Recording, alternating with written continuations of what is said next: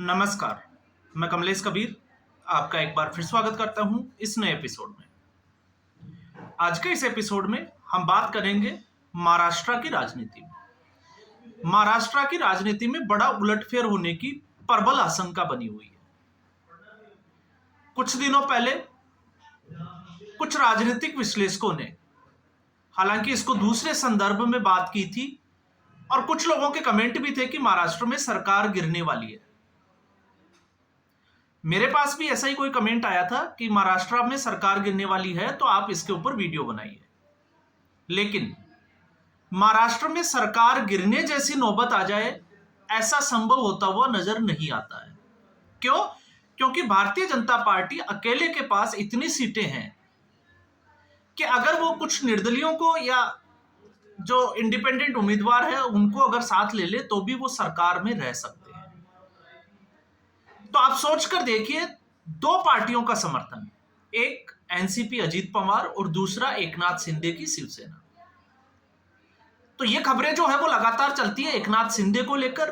तो एकनाथ शिंदे अगर मान लो इस गठबंधन से बाहर भी हो जाते हैं, जिसकी संभावना ही नहीं है, तो भी अजीत पवार गुट जो है वो भारतीय जनता पार्टी के साथ रहेगा और इतनी मेजोरिटी के लिए, क्योंकि 132 सीटों के साथ 145 सीटें जो है वो मेजोरिटी के लिए चाहिए और 132 सीटें भारतीय जनता पार्टी के पास है। इसलिए जो लोग ये कहते हैं कि सरकार गिर जाएगी, ये हो जाएगा, और उसमें आपको पता होगा कुछ एक दो तो वामपंथी मीडिया वाले जो लॉन्चर करके उल्टे सीधे वीडियो बनाते रहते हैं, जिनका कहीं भी कोई अगर धरातल पे आप देखोगे तो कहीं भी जुड़ा हुआ दिखाई नहीं देता है। वो लगातार, आपने देखा होगा नरेंद्र मोदी की सरकार भी जो है वो लगातार गिराते रहते हैं। भारतीय जनता पार्टी में ये हो जाएगा, वो हो जाएगा, और तमाम तरीके की खबरें, और हर खबर निराधार होती है। अब ऐसी स्थिति में आपने देखा कि जारांगे पाटिल ने एक बार फिर मुंबई के आजाद मैदान में धरना प्रदर्शन किया, अनशन पर बैठ गए, और एक बार फिर जो है वो विपक्ष को और विपक्षी जो मीडिया के पत्रकार है उनको एक उम्मीद की किरण दिखाई देगी कि शायद इस वजह से जो है वो कुछ हो सकता है। क्योंकि चुनाव लड़कर जीतना विपक्ष के अभी जो है वो बस में नहीं है। इनको सबको पता है, इनको लगता है कि ऐसा कोई माध्यम बने जिससे अराजकता फैले और गद्दी छोड़ने के लिए जो है वो मजबूर हो जाए। तो जारांगे पाटिल 10% का जो आरक्षण नौकरियों में और इसके अलावा मराठाओं को कुणबी जाति में शामिल करना। तो मुख्यमंत्री सीएम फडणवीस ने बेहद चालाकी के साथ अनशन जो है वो खत्म करा दिया और आश्वासन भी दे दिया। तो अब विपक्ष की जो उम्मीदें थी वो भी टूट गई। लेकिन फिर भी जो है वो खबर ये है कि महाराष्ट्र में जो है वो बिहार के चुनाव के बाद मुख्यमंत्री का जो पद है उससे फडणवीस का नाम जो है वो हट सकता है। अब ऐसा मैं क्यों कह रहा हूं? क्योंकि इस देश में अब जो है वो दो सवाल बड़े प्रबलता के साथ उठते जा रहे हैं और जनता के जो है वो ये क्वेश्चन भी बनते जा रहे हैं। पहला, नरेंद्र मोदी का विकल्प क्या है? तो नरेंद्र मोदी का विकल्प इसलिए क्योंकि 3 टर्म 2029 तक वो पूरे कर जाएंगे, और अगर हम एक टर्म और भी मान लें तो भारतीय जनता पार्टी में जिस तरीके से नरेंद्र मोदी को इस वक्त टास्क दिया हुआ है, अब मैं टास्क वर्ड इसलिए ले रहा हूं क्योंकि हर चुनाव का, चाहे वो स्टेट का चुनाव हो या फिर केंद्र का चुनाव हो, सबसे आगे जो है वो प्रधानमंत्री नरेंद्र मोदी को कर दिया जाता है। तो फिर सवाल यह है, और आज भी भारतीय जनता पार्टी के नेता जब ये कहते हैं कि नरेंद्र मोदी के बिना 150 सीट जीत पाना भी भारतीय जनता पार्टी के लिए मुश्किल है, तो जब प्रधानमंत्री नरेंद्र मोदी इस पद पर नहीं रहेंगे तब भारतीय जनता पार्टी की कमान कौन संभालेगा? और अभी तक ऐसा कोई नेता जो है वो आगे आकर लीड करता हुआ दिखाई भी नहीं दे रहा है। गप करने के लिए, या हम जो है वो व्यंग्य करने के लिए, या फिर और किसी तरीके से जो है वो हम बात कर सकते हैं योगी आदित्यनाथ की या और किसी दूसरे नेता की। लेकिन विकल्प के तौर पे अगर हम देखते हैं तो ऐसा अभी तक कोई लीडर जो है वो दिखाई नहीं दे रहा। सच्चाई यही है। आगे कौन आएगा इसका हम जो है वो कह नहीं सकते। तो फिर आता है दूसरा सवाल जो खड़ा होता है, वो है कि आखिर अमित शाह का विकल्प चाणक्य के रूप में कौन होगा? क्योंकि भारतीय जनता पार्टी की राजनीति को अगर हम देखते हैं, गौर करते हैं, तो वो अमित शाह के इर्द गिर्द घूमती है। तो भारतीय जनता पार्टी को ऐसे ही किसी जो है वो चाणक्य की जो है तलाश, और उस चाणक्य की जो तलाश जब हम पूरी करते हैं, उसको जब हम ढूंढते हैं, तो फिर देवेंद्र फडणवीस उस तलाश को पूरा करते हुए नजर आते हैं, क्योंकि बहुत सारी सिमिलरिटीज सामने आ जाती है। अमित शाह का चुनावी प्रबंधन, अमित शाह का किसी सरकार में जो है वो किसी राज्य में चुनाव हारने के बावजूद सरकार बनाने का एक जो जिस तरीके से उनका काम करने का तरीका है, इसके अलावा जिस तरीके से वो जाने जाते हैं, तो भारतीय जनता पार्टी के अध्यक्ष रहे, और भारतीय जनता पार्टी के जब अमित शाह अध्यक्ष बने उसके बाद से अब तक भारतीय जनता पार्टी को अगर हम देखते हैं तो उसमें सिर्फ और सिर्फ अमित शाह ही दिखाई देते हैं। और फिर उसके बाद में जहां पर चुनौती ज्यादा होती है वहां पर अमित शाह जो है वो और ज्यादा ताकत के साथ काम करते हैं, और किसी को लिए अभी राजनीति में अगर हम देखते हैं कि अमित शाह अगर कोई ठान ले किसी काम को लेकर, तो वो उस काम को पूरा करके ही रखते हैं। धारा 370 आप देखिए किस तरीके से उसको हटाया गया। अक्सर जो है वो इस तरीके की बिल की जो पेशकश है वो लोकसभा में होती है, लेकिन उस वक्त राज्यसभा में लाया गया, और भारतीय जनता पार्टी को पता था कि राज्यसभा में उनके पास में पूर्ण बहुमत नहीं है, बावजूद इसके राज्यसभा में लेकर आए, और उस बिल की अगुवाई कर रहे थे अमित शाह खुद।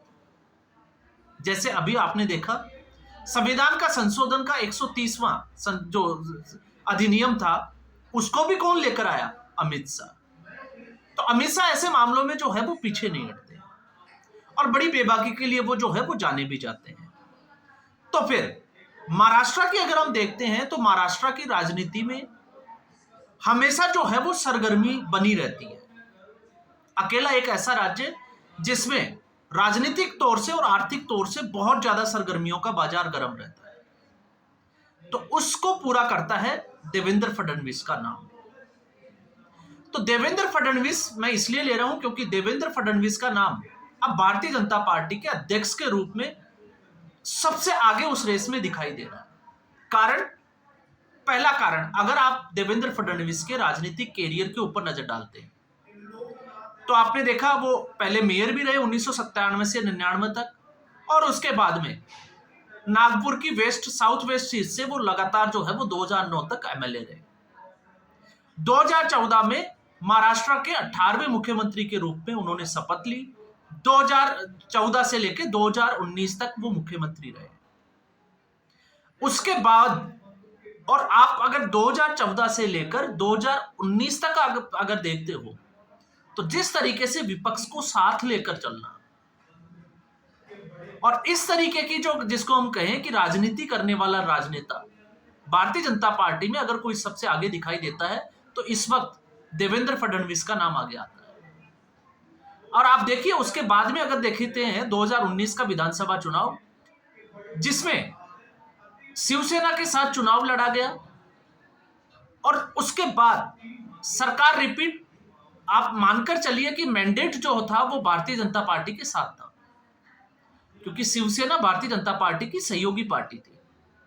बावजूद हम ये जरूर कह सकते हैं कि उद्धव ठाकरे के मन में जो है वो मनसा जागी कुर्सी की, और वो महाविकास आघाड़ी के साथ चले गए। और महाविकास आघाड़ी के साथ जाने के बाद में 2.5 साल देवेंद्र फडणवीस विपक्ष के नेता रहे, विपक्ष में बैठे, और जिस तरीके से विपक्ष में बैठकर उन्होंने खेल दिखाया अपना, वो भारतीय राजनीति में सबको अचंभित करने वाला था। उनके सामने 2 पार्टियां, और दोनों पार्टियां मैं इसलिए कह रहा हूं क्योंकि देवेंद्र फडणवीस को अगर कोई धोखा देने वाली या भारतीय जनता पार्टी को कोई धोखा देने वाले थे तो एक उद्धव ठाकरे और दूसरा शरद पवार। जो शरद पवार 2014 से लेकर 2019 तक बैकडोर से भारतीय जनता पार्टी का समर्थन करते रहे, क्योंकि हमेशा शरद पवार भारतीय राजनीति के एक ऐसे राजनेता है जो हर पार्टी के साथ तालमेल, सत्ता पक्ष के साथ तालमेल जरूर बिठाकर चलते हैं। लेकिन 2019 में शरद पवार ने जो गेम खेला देवेंद्र फडणवीस के साथ, और देवेंद्र फडणवीस को समर्थन देने के बाद, क्योंकि उस वक्त खबर यह थी कि शरद पवार देवेंद्र फडणवीस के साथ खड़े हैं, लेकिन अंदर खाने जो है वो गेम करके गए और फिर उसमें दूसरे व्यक्ति शामिल हुए, उद्धव ठाकरे। तो पहले जो है आप देखोगे तो जिस तरीके से देवेंद्र फडणवीस ने दोनों ही पार्टियों को तोड़कर दिखाया, इसलिए मैं कह रहा हूं कि इससे बड़ा, क्योंकि महाराष्ट्र की राजनीति में जो लोग चाणक्य जो है वो शरद पवार को बोला जाता है, मैं कहता हूं कि शरद पवार महाराष्ट्र की राजनीति के चाणक्य नहीं, धृतराष्ट्र है। धृतराष्ट्र का मतलब उनकी नाक के नीचे सब कुछ हो रहा था, उनको सब कुछ दिखाई दे रहा था, लेकिन वो कुछ नहीं कर सकते। तो उनको चाणक्य कहना जो है वो थोड़ा सा बेईमानी होगी। तो चाणक्य शब्द जो है वो अगर महाराष्ट्र की राजनीति में हम किसके लिए इस्तेमाल कर सकते हैं तो वो है देवेंद्र फडणवीस। शिवसेना को 2 टुकड़ों में तोड़ा और 40 विधायकों के साथ एकनाथ शिंदे जो है वो भारतीय जनता पार्टी के साथ आए, और यही देवेंद्र फडणवीस मुख्यमंत्री की कुर्सी, क्योंकि वो ऑलरेडी मुख्यमंत्री रह चुके थे, उसके बावजूद जो है वो उप मुख्यमंत्री रहे 2.5 साल के, एकनाथ शिंदे के अंडर में काम किया।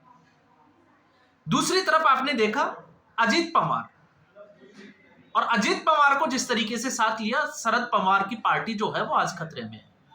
तो दोनों पार्टियों को नेस्तो नाबूद कर दिया।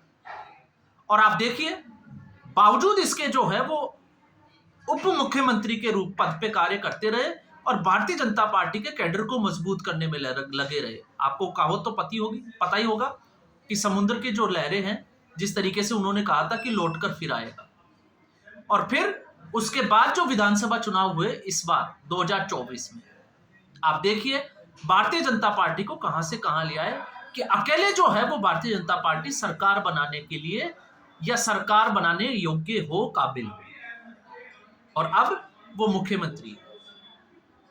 तो ऐसी स्थिति में आप सोच सकते हैं कि भारतीय जनता पार्टी को, और इससे पहले भारतीय जनता पार्टी के लोकसभा चुनाव में भी हमने जो है वो बात की थी कि अगर भारतीय जनता पार्टी में अगर अध्यक्ष पद पर कोई काबिल व्यक्ति है तो उसके लिए देवेंद्र फडणवीस से ज्यादा सही नाम जो है वो कोई नहीं हो सकता।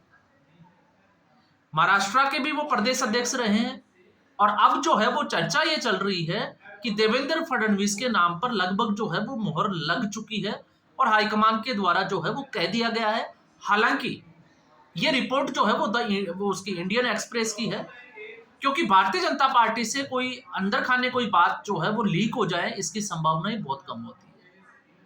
तो नाम जो है वो हम लगातार 2-3 लोगों के और भी नाम जो है वो चर्चा में है, जिसमें टॉप प्रायोरिटी पे अगर हम देखें देवेंद्र फडणवीस के बाद तो शिवराज सिंह चौहान और धर्मेंद्र प्रधान। लेकिन इस बार जो खबर आई है वो ये है कि देवेंद्र फडणवीस भारतीय जनता पार्टी के अगले अध्यक्ष हो सकते हैं। तो आज के एपिसोड में फिलहाल इतना ही। उम्मीद करूंगा वीडियो एपिसोड आपको पसंद आया होगा। वीडियो को लाइक करें, शेयर करें, चैनल जरूर सब्सक्राइब करें। धन्यवाद।